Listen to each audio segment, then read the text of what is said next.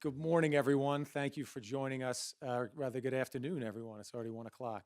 Thank you for joining us for this important announcement today relating to the mayor's appointment of the civilian representative to the Handshoe Committee. Before I turn it over to our mayor, I just wanted to note the presence of some very important people here who have done a lot in this area over the years and who are here in support of this appointment. First, I'd like to note several of the council, the class council, who were involved for the plaintiffs in the Handshoe litigation. Jethro Eisenstein, Martin Stolar, Franklin Siegel, Arthur Eisenberg. Also want to note the attendance here today of Naz Ahmad, who is the attorney at the Clear Project at CUNY, as well as a counsel to the plaintiffs in Raza versus the City of New York. Also, Christopher Bai, the membership director at the Asian American Bar Association of New York. And then some additional folks, Ahmed Mohammed, legal director at the Council on American Islamic Relations of New York. Leila Hadzik, the president of the Muslim Bar Association of New York. And Tamana Hussein, the vice president of Mubani. And so we appreciate everyone's presence here and support here today. And with that, I will turn it over to our mayor, Eric Adams. Thank you, Brendan. And can we, those names that you mentioned, can you join us? Because one day this photo is going to be in the Museum of the City of New York. And if there's anyone that you mentioned that's not here with us, please feel free to join us. We want you to be documented this historical moment that we're participating in. You know, this is a significant day for me, and I continue as we outline our policies and outline what we do. I continue to reflect on my life, not only as a child, but my professional life as a police officer, the co-founder of 100 Blacks in Law Enforcement Who Care, and just part of the journeys that I endured before I got here. You know, oftentimes people know the glory of being the mayor, but you need to know the story of what I went through to get here. As a lieutenant in the police department, I was under surveillance by the police department for a substantial period of time, and it came out in federal court that I was being followed by the department that I was a part of. I advocated on behalf of making sure Handshoe was doing its job correctly. And I heard from many of my Muslim brothers and sisters during the time that people were going into their mosque, they were following them. There were things that I thought was done that was improper. And I spoke out against that as a police officer, because no one should be targeted or focused on merely because of their way of life, their religious belief, or who they are. And the countless number of Muslims, over 1 million Muslims in this city, who every day go about providing their jobs, go about looking at their families and safety and their religious right, they were treated unfairly. And they were basically stigmatized and demonized because of a numerical minority that exploited a religion. And it still impacts me today on Coney Island Avenue, going there after September 11, 2001, and watching that community decimated.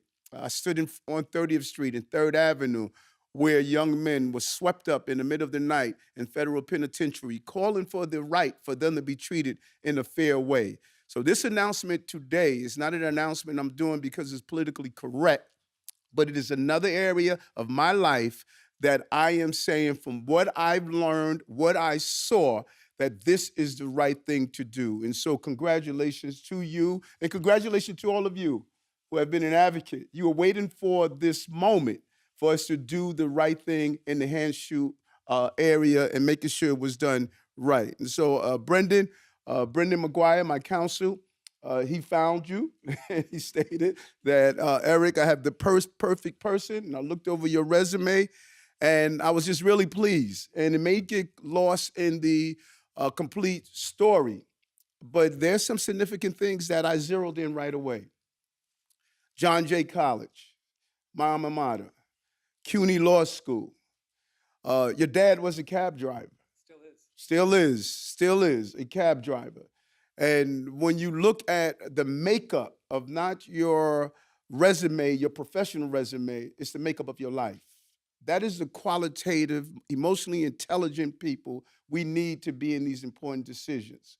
And I'm just proud for you to be there. You're going to be the only civilian member to be in a room with law enforcement. I have the utmost faith in Chief Galati, but you have to go in there and stand on behalf of what's right.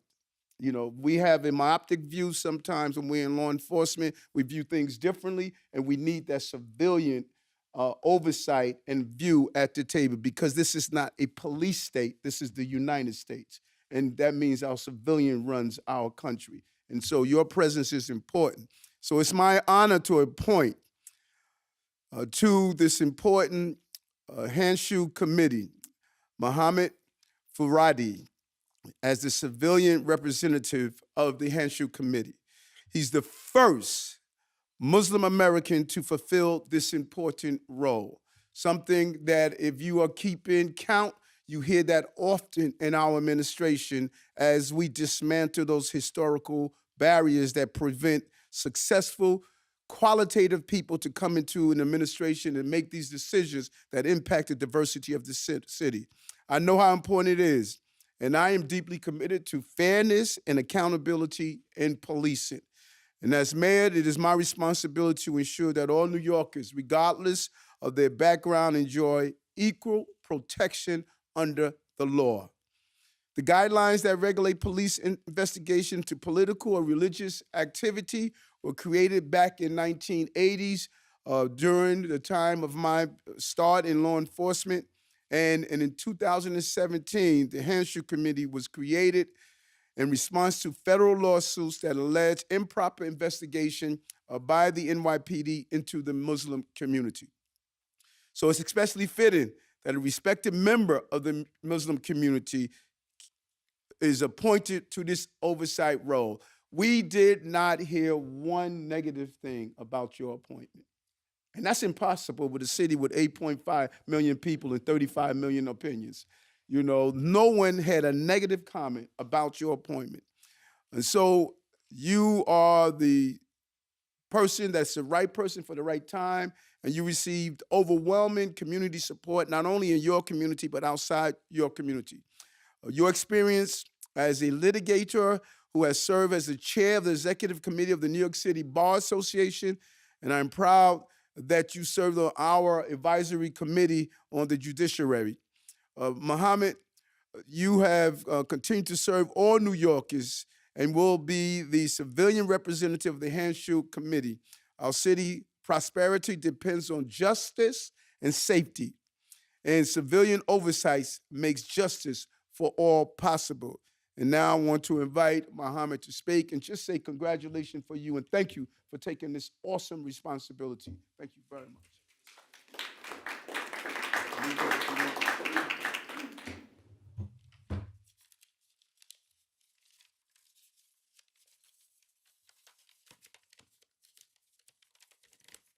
Thank you, Mr. Mayor. Thank you for the very kind remarks. I wish my mother was here to hear all of that. This is a very important role, and as the mayor noted, the work of this committee is of extraordinary importance, not just to the Muslim community, but to all communities in New York. The oversight structure that has been set up and approved by the federal court, it's unprecedented, it's extraordinary, and the role that the civilian representative has in that particular structure is also unprecedented. And the representative, as the mayor mentioned, is charged with ensuring equal protection of the law in police surveillance and police investigations, and reporting any systematic and repeated violations of individuals' civil liberties and civil rights to the federal court. I want to recognize the important work that my predecessor, Judge Stephen Robinson, did on the committee. I hope to emulate his work. If I do that by a fraction, I would be honored. And as the first Muslim representative on this committee, that particular note is not lost on me. The community, the Muslim community and all communities, I understand that they're looking at me and they want to make sure that the NYPD does the right thing in some of the most important work that the NYPD does for our city and our country. I look forward to working with Chief Galati and the other members of the committee on this very important work that they do. Thank you, Mr. Mayor. Thank you very much. So I'd now like to introduce Chief Galati, who has been the backbone of the NYPD's Intelligence Division for many years now. Just as he and his team embraced the work and the partnership with Judge Stephen Robinson, Mohammed's predecessor, they were also instrumental in this selection process, and are just as supportive as the rest of us are about his appointment. So I'll invite Chief Galati to come up to say a few words as well. Thank you, sir. Thank you, and good afternoon to everybody, Mr. Mayor. I just want to begin by thanking Judge Stephen Robinson he's the first civilian representative to the Hanshu Committee for his wise and thoughtful counsel. He has been critically important to our department in our bureau for the past 5 years. He has unselfishly filled his role, donating his own time to the people of the city of New York, and it's a tremendous service that he, the first person to assume the role of civilian representative. So thank you, Judge Robinson. The civilian representative plays a vital role in providing us with the objective perspective on issues of paramount importance. On behalf of the Intelligence Bureau and Counterintelligence Bureau, we would like to welcome Mr. Mohammed Faridi as he assumes the role of the civilian representative to Hanshu Committee. Mr. Faridi brings an extraordinary level of experience and knowledge. We look forward to working with you, Mr. Faridi, as the goal is of the Intelligence Division to keep the city safe by adhering to the Hanshu guidelines. Thank you, sir. And then we also have, as the mayor pointed out, Mr. Faridi is a true product of the city as an alum of both John Jay and CUNY Law School. And we are happy to say we're joined here today by CUNY Law School's Dean, Sudha Sethi. And so I will invite her to come up and share a few words as well.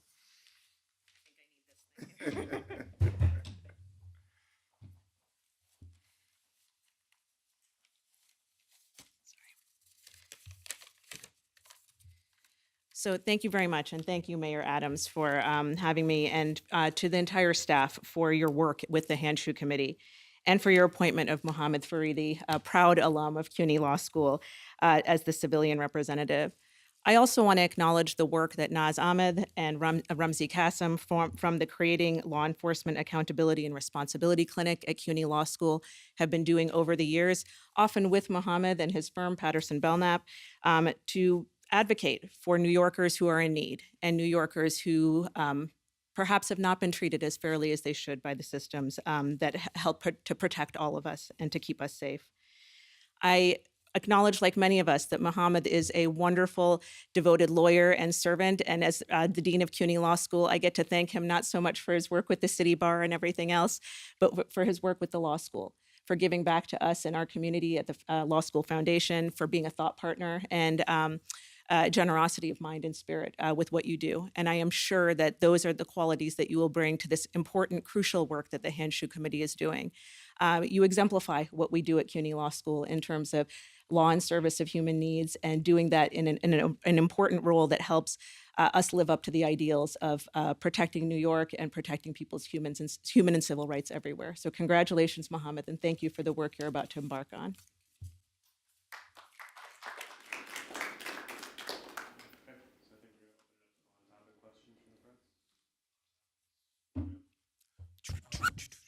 Quite well. How are you? I had a question for you. You've spoken a lot about technology and how you want to harness it, specifically with the NYPD to help solve crimes. I think some of the technologies, that have been out there, or maybe that will be in the future, could provide more firepower for surveillance. And so I'm wondering if you think this committee has sort of an increased importance now with maybe some of the new tools we don't even know their impacts yet coming. No, I don't think it's a greater importance, because they have a mayor that's not going to allow us to violate what Hanshu stands for.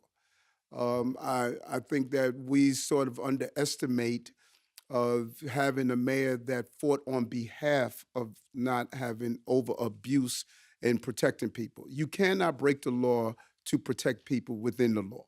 And I stated that over and over again. I don't know how all of a sudden my historical advocacy around that has been rewritten. I have been the leading voice in this city and country about protecting the rights of people. We can use technology. A camera is technology. And thank God we have cameras in our city because we catch bad and dangerous people, but we should not be abusing it.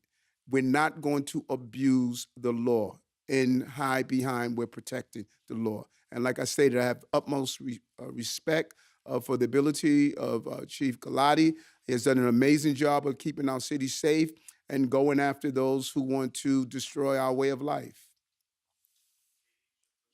Yeah, I wanted to ask Mr. Faridi, and anyone else can kind of just explain what your time commitment is to this, and if you want to talk a little bit about any previous cases you've worked on and other prior experience you've had that makes you such a great fit for this position. They were laughing in the back. I don't know how much time they were I laughing. understand this is going to require a significant time commitment, and I've had many conversations with Brendan and others about it.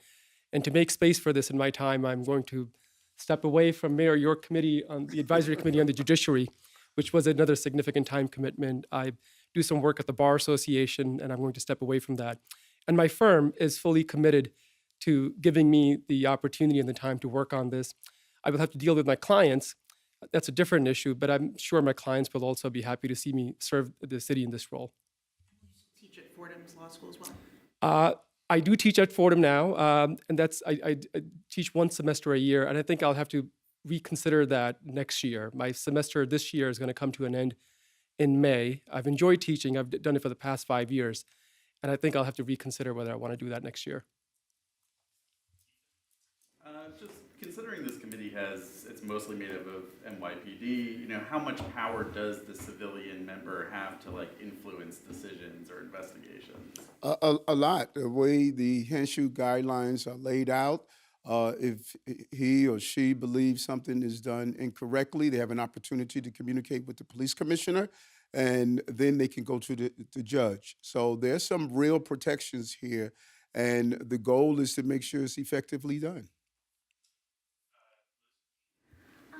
I was wondering if the mayor or maybe Brendan could give an update on the 2017 lawsuit by Black Lives Matter protesters involving surveillance tactics that the police used. I know in 2019, a judge ordered the NYPD to turn over what they had on that, but I don't know what has happened since, and I'd also be interested in hearing from Mr. Faridi on what he thinks of that case. Brendan? I'll just say that there are elements of that case that are still ongoing with the city's law department. So I'm not going to comment on the ongoing litigation. There's been no documents turned over regarding the court, the original. I don't know enough to say that there's been no documents turned over. I just know that there are parts of it that are still pending. Yeah. I don't know if you want to comment on. I have nothing to comment, or nothing to provide, rather. I'm not the counsel in that case. I haven't followed I know as much as you do. I remember reading about it and the judge's order in 2019, but above and beyond that, I don't have any information. I just wanted to follow up on Joe's question about the new technology.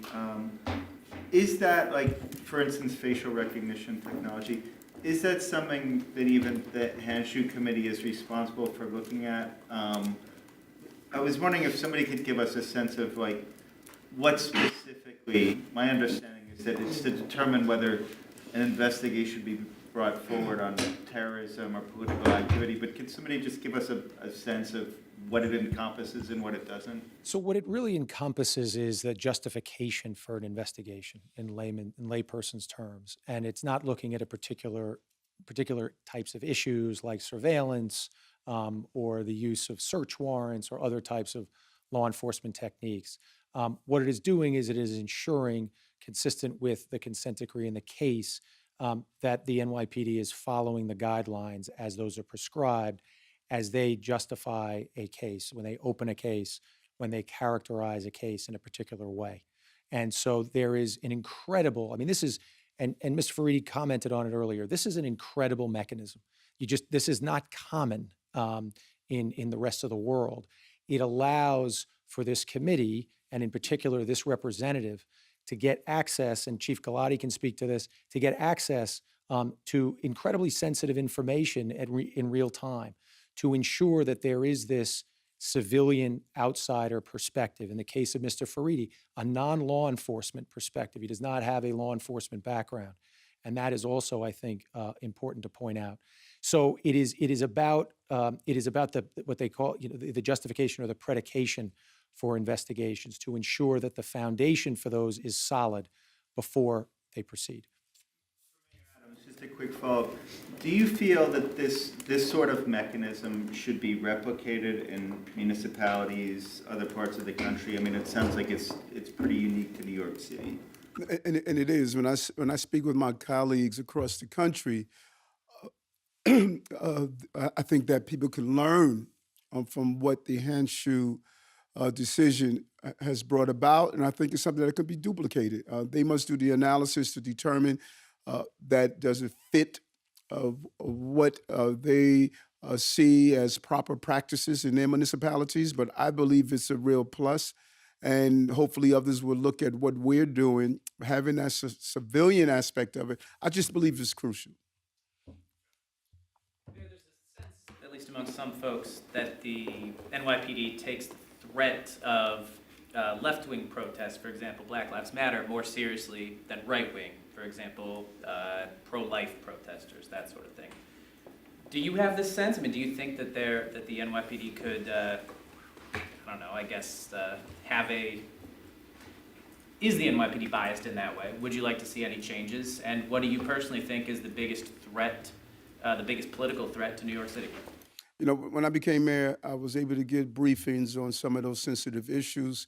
And let's be clear, the NYPD does not sit behind the door and say a threat that came from a left wing or right wing or a moderate, we're going to investigate differently. It's clear. Safety to New York City's is going to respond correctly. Doesn't matter if it's the Proud Boys or if it's the boys hanging out in the bar. They're going to do the same. And I just really push back on anyone that believes based on the political philosophy of an individual, they're going to have a less of an investigation. That's just not going to happen, and it's darn sure not going to happen while I'm the mayor of this city. Okay, we'll do a few off topic. Should I have Galati hang out with me just in case some of these guys get rough? No, it's all good. Thank you. Congratulations to you.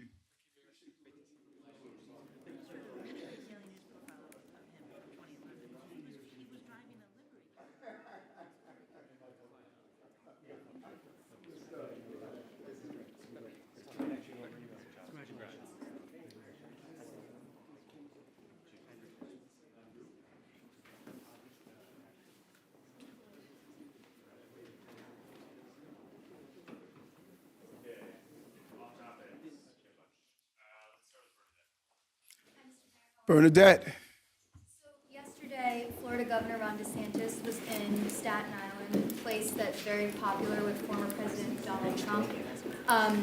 You exchanged some words with his press secretary. She was poking fun at the outmigration from New York to Florida, but then DeSantis also in his speech was talking to members of law enforcement saying, listen, and I'm paraphrasing, some of you cops, et cetera, come to Florida. And he also was poking fun at the state's bail laws and lack of judicial discretion on the state end. I'm just wondering, what do you make of that, again, on the out-migration aspect, and then also him specifically talking about crime, which has been, your number one issue? Well, listen, if someone states that it is wrong to rob someone, then we all should say it. Doesn't matter, what political place we belong to. Doesn't matter what our beliefs are. Crime is in far too many states in our region. But there's a qualitative difference from what we believe here, our governor, what I believe, and what he believes. We don't believe in treating people differently if they're part of the LGBTQ plus community. We just don't believe in the things that he believes in. We don't believe in using asylum seekers as props, sending them around the country. So there's a philosophical disagreement. And as he came to the city, I wanted him to understand this is a city where we have a different philosophy and far too many of the things he believes in. But hey, all of us believe that people should have the right to safety, and I support that. And I'm happy to know that he believes that as well. But you have to back that up and not support the overproliferation of guns in our country that is harming far too many New Yorkers. Philosophy than you say that New Yorkers do, then why was he so comfortable to come here and, so far ahead of, or not so far ahead, but to essentially start his campaign if he is going to be running for president? Why does he feel comfortable here and talking about that message? Everybody's comfortable coming to New York. This is a diverse city, and you're going to find those who will embrace your philosophy no matter who you are. They're a smaller number, but it's clear that this New York, this city, and this diversity, like I say it all the time, 8.5 million people, 35 million different opinions. And so he went to a location and spoke to individuals who he believed felt the same way that he did. Would you get that same belief in his philosophy throughout the entire city? No, I don't think so. Your comments just now regarding the LGBT community, regarding the Staten Island St. Patrick's Parade, exclusion continues. The community board has called on you to cease city resources going toward the parade, police, sanitation, that sort of thing. What is your position on that, and what steps would you like to take to see the parade become more inclusive? Not marching. I'm hoping that they do become more inclusive. It's so important for us to continue to evolve. Some of the things, mindsets and thoughts are just outdated. They're just outdated, and we all have to evolve in the way we think. But, and I'm surprised that the community board would state, take resources away like police and fire. That just makes no sense. It makes no sense. We have an obligation to make sure that any event in our city is properly protected, and we properly ensure that it's done in an orderly fashion. And I'm not going to allow my belief in how the parade is not inclusive enough to get in the way my role as the mayor to make sure large gatherings are receiving the proper police protection, that after parades, things are cleaned up, because there are residents that live in that community, and it's the right thing to do. And I'm not going to mix the two. I'm not marching in the parade. I am hoping that they've reached the point of continuing understanding that it's about allowing people to participate based on their beliefs, and we should continue to move in that direction. Mr. Mayor, we wrote a little bit ago about Richard Wint, who was appointed as a deputy commissioner at the Department of Buildings, and I believe at that level, that sign-off goes all the way up to you as mayor.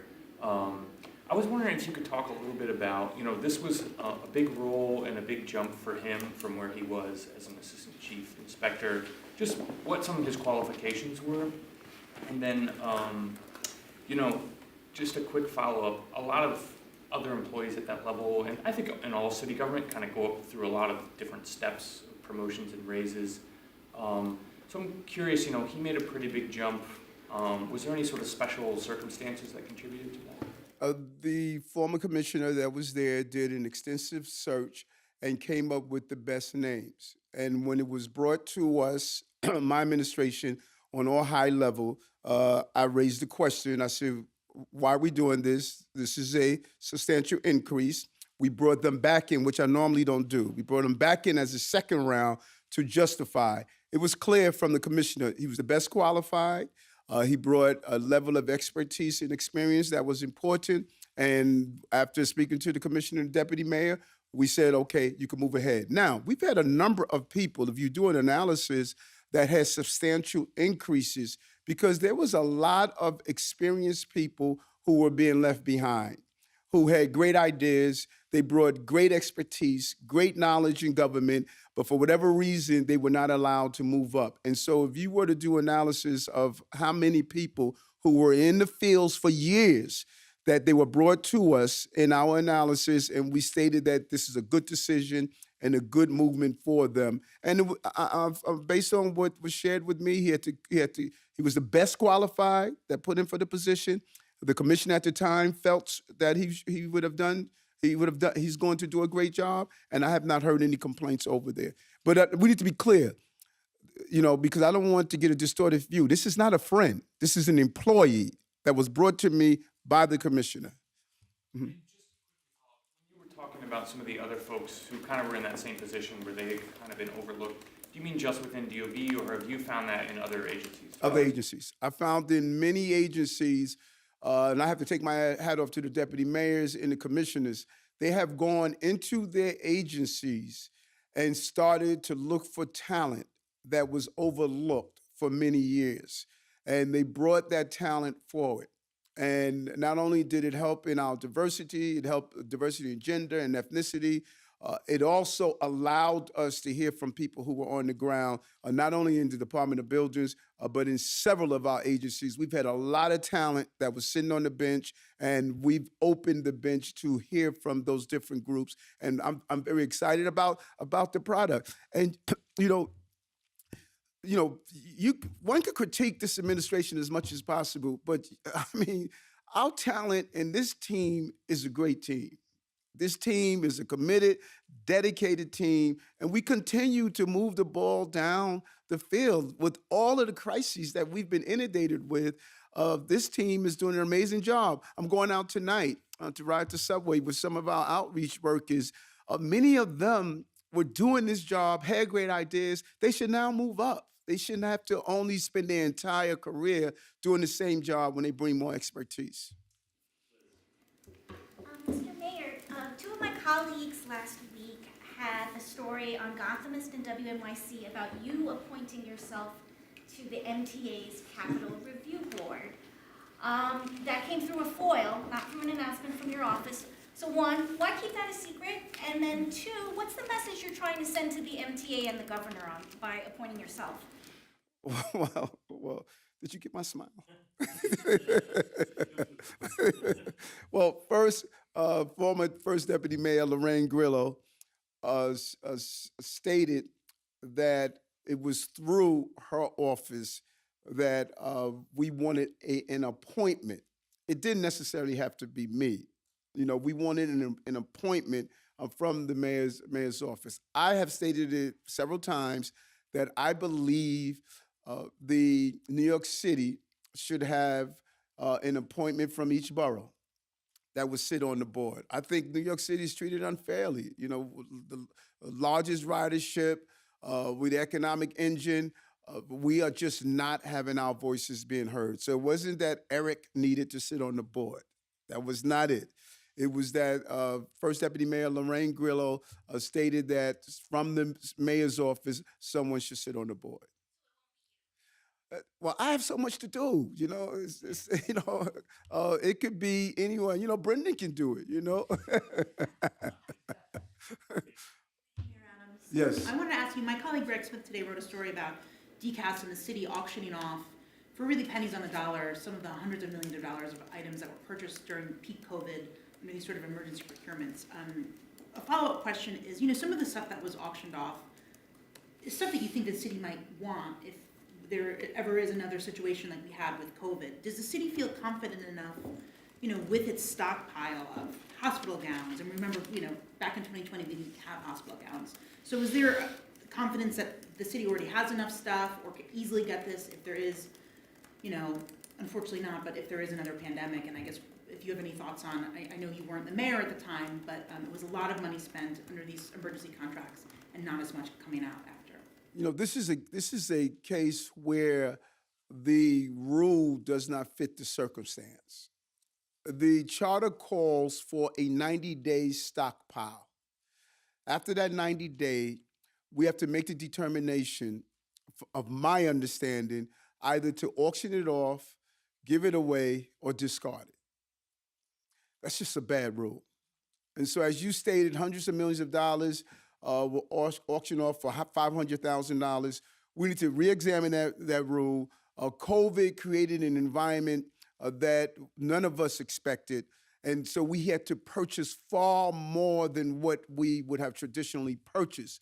So somewhere in the charter rule, we need to state that under certain circumstances, we are not forced with, hey, it's 90 days, let's get rid of this stuff, no matter what the cost is that's associated with it. I think that needs to be re-examined, and I'm going to communicate with the team and figure out what options do we have, because taxpayers' dollars should be spent better. But that is a charter rule, 90 days. And some of the stuff, now let's be clear, some of the stuff was no longer any good. If it said it's expired, and we can get pennies on the dollars for, because what does not meet our criteria may meet another criteria in another municipality. So we had to reply to that 90-day. It wasn't as though we said, let's just sell the stuff off and get whatever we want. There was a charter decision, a charter mandate I was trying to find that stated this is what we have to do in 90 days. Mr. Mayor, there's been a lot of. Call my girl. You know. I haven't been here in so long. Hey, where you been? Exactly. There's been a lot of talk over the last couple of weeks about all of the casino applications that have come in. Yes. It's my understanding that you or a representative will be appointed to many of these boards that have to oversee the applications or examine them and decide whether or not they're a good fit. Wondering if you have a favorite thus far, if you think there's a certain area of the city where a casino would be better versus, let's say, Times Square or Citi Field, just if you have a favorite. None at all, and we are not engaged. And of my understanding, I have not been following the casino dance because of my understanding. It's the Gaming Commission that's going to make the ultimate decision. I just want, down here, as part of our rebuild, recovery, reinvent our city. I just, the casino would help. It doesn't matter where it is. I'm in favor of having one here. The jobs, bringing people into the city. We see how successful the casino is out in Aqueduct. I just think that we should have it somewhere here in the city. I have not been following this at all. And I believe we have one role to do on some of the local stuff. But other than that, I'm not familiar with it at all. Mr. Mayor, another teenager died in the subway surfing incident, and the amounts of the numbers, the MTA doesn't specify subway surfing, but people who are traveling, quote, outside of the train is skyrocketed. Is there any plan, or NYPD, any kind of plan to look at this, review it, or do something about it? Yeah, and I think the number was 500% increase, and the number is, one is too many, and if you have two, the number is going to give the impression of an increase. And when I heard the story about this particular incident, on how it unfolded yesterday, it was just really traumatic on a number of occasions without going into the details of it. But I'm concerned about what happened, and this morning on our briefing. We're going to do a series of things to raise awareness of, exactly how to just touch the consciousness of our young people. All of that. I mean, you're dumb, you're young, you do things that are foolish. I've done some foolish things as a young person. You feel invincible. You feel as though, riding on top of the subway is, just something that, is just subway surfing. And this was a terrible, tragic incident of this young man. And our team is going to do a host of things to bring awareness, to speak with other young people, and really show how dangerous it is. We have some incidents where some young people survived from doing it. But I saw a video a few weeks ago when we had around about 5 or 6 young people on top of the train. And so an incident like this ends in tragedy, but when it doesn't, our young people have a tendency to believe it's not a dangerous encounter. It's very dangerous. The role that social media is playing, there are these competitions, on TikTok, et cetera. They want to outdo each other, dare each other.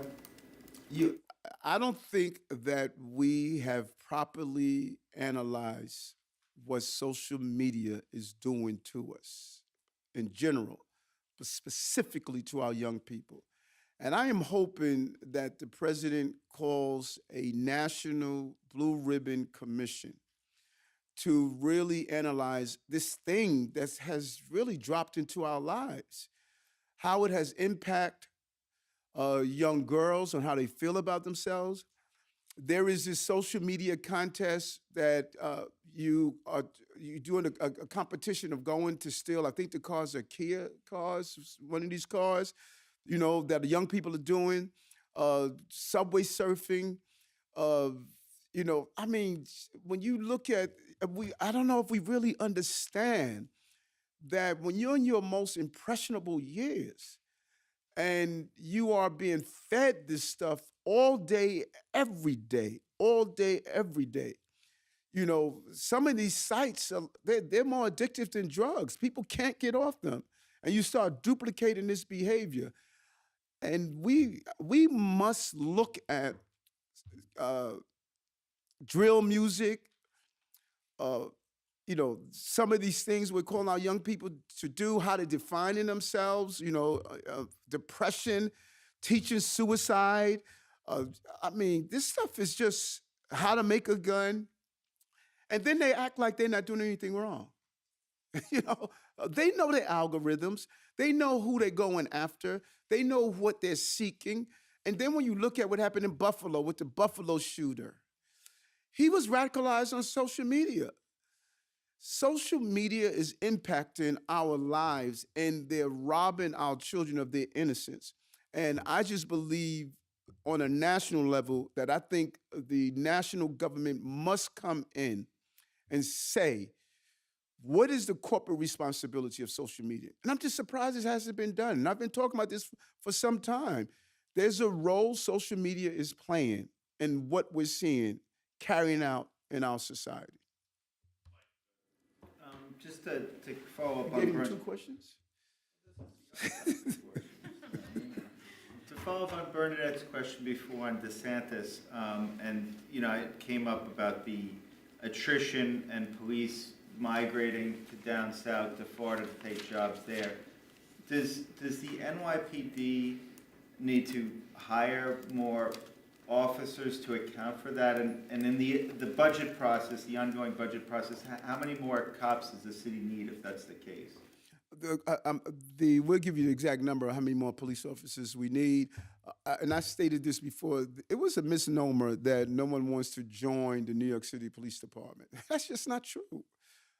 What we were doing, the process was taking too long. Commissioner Pinnock from DCAS, speaking with the police commissioner and her team, we're now creating a different way for the exam to take place. We were waiting too long to do the exams, and we have to have a real recruitment plan. The recruitment in our city historically has been waiting till people take an exam, and we were not competitive enough. And we're changing that. And with our hiring halls, as I mentioned last week, 800 people showed up at the hiring halls. We're going to start being on college campuses. Our seniors who are graduating from school, we're going to start doing things differently to bolster our numbers. And the goal is that you're going to have everybody who's going to try to get a New York City police officer to come to their municipality. This is the best trained police department. A police officer in New York City can go run some of the county's police department because of the level of training and experience that they receive. And so people are going to always try to grab our guys. But being a member of the New York City Police Department, trust me, there is no other law enforcement experience. And we're going to continue to recruit to bolster our numbers, but we'll get the exact numbers that we need. Target, you guys, is that what we're talking about, the target you guys want to hit as far as total number of cops? We'll find out what the exact numbers that the police commissioner needs. But, we will make sure we have the proper number of police officers to keep the city safe. It's about keeping the city safe, and they're doing a remarkable job. I always hear people talk about the morale of police officers. If the morale is low, the product is not showing that. The number of arrests, the numbers of gun removals, the number of carrying out their actions every day. Our police officers are doing an amazing job under unusual circumstances. Mr. Mayor, we just went through caucus weekend. You went up there. Yes. Can you give us an idea of how your conversations with Albany lawmakers went, especially when it comes to some of your priorities, migrant funding, the MTA, all that? Good. Had some great conversations with the speaker I saw the leader of the Senate. She was under the weather, but she took out some time to speak. Meeting with other lawmakers up there, had a real good, some great forums, great panelists that was sharing some good information. I think it was a good week, and Caucus Week is a good time to have an informal conversation. And I believe we're going to have an excellent year in Albany. We have some good things. We have a governor that we are aligned on some of the important issues, and there's some issues that we disagree on. And we're going to speak with the leaders in both chambers and elected officials from New York City to make sure New York is not treated unfairly during this cycle. But there's some real stuff. I was speaking with Brenda in the council over the weekend. We have to zero in on this cannabis stuff. This cannabis stuff is a real problem, and we must make sure that we can't have people have a mockery of our system. I know the Post wrote a couple of articles right across the street where someone is, we go in, we do enforcement, and I think we can only do $250 fine. I thought it was less than that. But that's the cost of doing business. And, our police officers can't take the necessary action. We need to be targeting those landlords that knowingly are renting the space. And so we're going to put a package together just to deal with cannabis, so this does not get out of hand. We're about up to about 1,500 cannabis, illegal cannabis shops. And it's not only that they're selling illegal cannabis, but they're targeting young people. They're opening their schools. You can't even sell alcohol in a certain distance of schools. They're targeting, some of these products are targeting our young people. Now, I want everybody to go back to when I was on the debate stage, and I was asked a question about legalization of cannabis. And my approach was different from everyone else that was on that stage, because I was concerned about the signal that we were sending out. And I don't know who it was that did the story in the Daily, I think it was the Daily News. It couldn't have been yours, Michael, because it was a great story, But there was a story in the Daily News that showed the impact on cannabis in children. Children are getting high on the way to school. Children are taking these gummy bears. I must be old-fashioned, man. People don't realize what's happening in our country, in our city. We have to start refocusing.